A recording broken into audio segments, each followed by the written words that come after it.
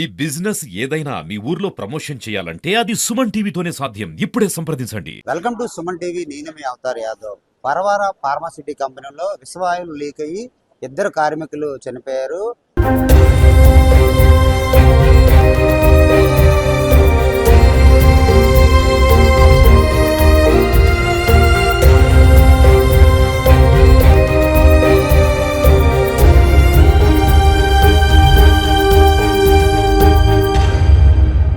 ఇద్దరు కార్మికులు అయితే మాత్రం ఈరోజు కేహెచ్ మార్చేరి తీసుకొచ్చారు.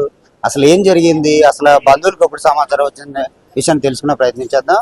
మనం ప్రస్తుతం కేజెస్ దగ్గర బంధువుల దగ్గర ఉన్న బంధువులు మనతో పాటు ఉన్నారు, అది తెలుసుకుందాం. అసలు ఏం జరిగింది? డ్యూటీకని వెళ్ళాడు. డ్యూటీకని వెళ్తే గ్యాస్ ఏదో లీక్ అయిందంట. స్మెల్ పీల్చడం వల్ల చనిపోయాడు. అసలు ఎప్పుడు సమాచారం చెప్పారమ్మా? తెల్లవారు 5:30కి చెప్పారు. రాత్రి 2 గంటలకు అప్పుడు చనిపోయారంట. వాళ్ళ ఫ్రెండ్స్ కి ఫోన్ చేయగానే వెళ్తే 3:30కి వెళ్ళారంట. వాళ్ళు వెళ్ళేసరికి చనిపోయారు. చెప్పకుండా తీసుకొచ్చారమ్మా? వాళ్ళ ఫ్రెండ్స్ ఉన్నారు. మాకు 5:30కి ఫోన్ చేశారు.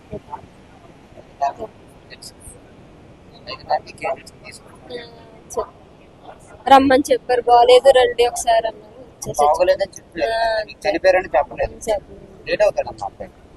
అల్లుడు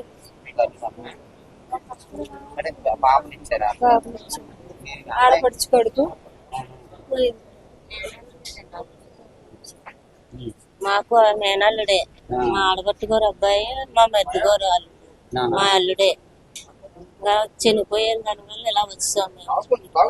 ఎన్ని గంటల చనిపోయారు అనేది మనకి ఇంకా ఇలాగే తెలుస్తుంది. వాళ్ళు చెప్పడం. డ్యూటీకి 9కో ఎప్పుడో 10కో వెళ్ళారు.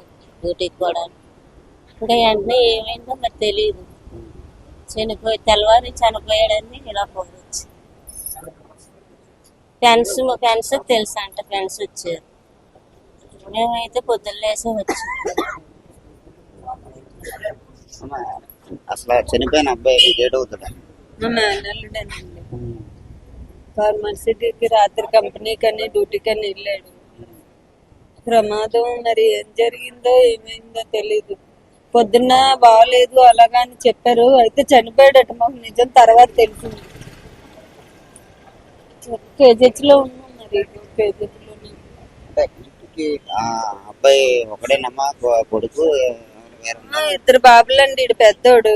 వాళ్ళ నాన్న చనిపోయి 7 సంవత్సరాలు అవుతుంది. వాళ్ళ అమ్మ చచ్చిపోయి 5 నెలలు అవుతుంది. పెళ్ళయి 1 సంవత్సరంన్నర అవుతుంది. చనిపోయాడు. వాళ్ళ తమ్ముడు ఉన్నాడు, వాళ్ళ నాన్నమ్మ ఉంది, ఇంకా బంధుమిత్రులు అందరూ ఉన్నాం. మరి ఇంకేం చేసేది లేదు. అందరమే ఉన్నాం. ఇంటికి పెద్ద దిక్కు పోషించేవాడు వాడప్పుడే, ఇంకెవరూ లేరు.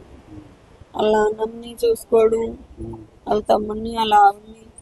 అలా కుటుంబంకి ఏదో కంపెనీకి వెళ్ళి అలా తీసుకెళ్తున్నాడు అనేటప్పటికి దేవుడు దెబ్బేసేసాడు. పిల్లలు ఏమైనా ఉన్నారమ్మా? పిల్లలు లేరు. ఇంకా పిల్లలు లేరు. 1 సంవత్సరంన్నర అవుతుంది అంత పెళ్ళి. కుటుంబం మొత్తం పోషకారం అబ్బాయి పెద్దోడు ఆడే. మరి కంపెనీ వాళ్ళు ఏమైనా చెప్పారమ్మా ఇప్పుడు మీకు? ఇంకా మాకేం తెలియదు. వచ్చి మీతో ఏం మాట్లాడలేదు?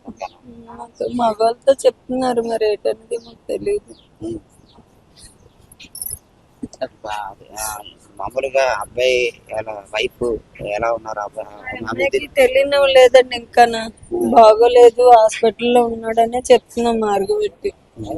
ఇంకా అమ్మాయికి తెలియలేదు, వాళ్ళ నాన్నమ్మకి తెలీదు. నేను మేనత్తను అవుతాను. నేను మా చుట్టాలు అందరం ఇక్కడ ఉన్నాం. ఏమో అనేసి వచ్చాం. చెప్పండి, అసలు ఏం జరిగింది? అబ్బాయి డ్యూటీకి ఎన్ని గంటలకు వెళ్ళాడు? అసలు మీకు సమాచారం ఎప్పుడు వచ్చింది? బాబు యాక్చువల్లీ డ్యూటీ సెలవు సార్. కంపల్సరీగా రమ్మని ఫోన్ చేస్తే వెళ్ళాడు. సీసీటీకి వెళ్ళాడు. వెళ్ళిన తర్వాత నైట్ 1:30కి ఎప్పుడో ఏదో సంథింగ్ ఏం జరిగిందో తెలియదు. అప్పుడు మాకు సమాచారం చెప్పలేదు. మార్నింగ్ 6కి మాకు ఫోన్ చేసి ఇలా బాగోలేదు, హాస్పిటల్ తీసుకెళ్తున్నాం మీరు రండి అని చెప్పారు. అంతే. తర్వాత ఇక్కడికి వచ్చిన తర్వాత ఎలా జరిగిందని అప్పుడు మాకు చెప్పారు. అంటే కంపెనీ వాళ్ళు ఎవరైనా మీతో టచ్ లోకి వచ్చి మాట్లాడారా? కంపెనీ వాళ్ళు మాట్లాడారు కానీ వాళ్ళు ఏమీ కూడా సరిగా స్పందించట్లేదండి. అసలు ఎలా జరిగింది ఏంటనేది కూడా తెలియట్లేదు. నేను సేఫ్టీ తీసుకోలేదండి. సేఫ్టీ అది ప్రకటించుకుంటే వాళ్ళకి నచ్చినట్టు చేసేసి నచ్చినట్టు ఏం చేశారు అంతే. కంపెనీ వాళ్ళు ఏమో కూడా ఏదో మాట్లాడుతున్నాము చేస్తాము చెందుతాము అంటున్నారు తప్ప ఎటువంటిది కూడా వాళ్ళు మాకు స్పందించట్లేదు.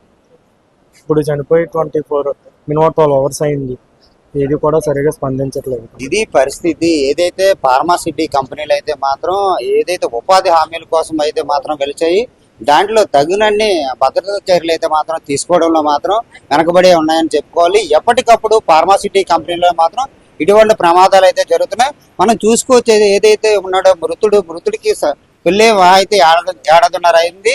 వాళ్ళ మదర్ కూడా చనిపోయి 5 నెలలు మాత్రం అయింది. ఒకే కుటుంబంలో 2 చావులంటే వాళ్ళు తట్టుకోలేని పరిస్థితుల్లో ఉన్నారు. కానీ ఎవరైనా మాత్రం ఇటువంటి ప్రమాదాలకు అయితే మాత్రం సరైన భద్రతా చర్యలు తీసుకోవాలి కంపెనీలు అని చెప్పి బాధితులు అయితే వాపోతున్న పరిస్థితి కనబడుతుంది. ఇటువంటి చర్యలు మాత్రం పునరావృతం కాకుండా చూసుకోవాలని అందరితో పాటు మనం కోరుకుందాం.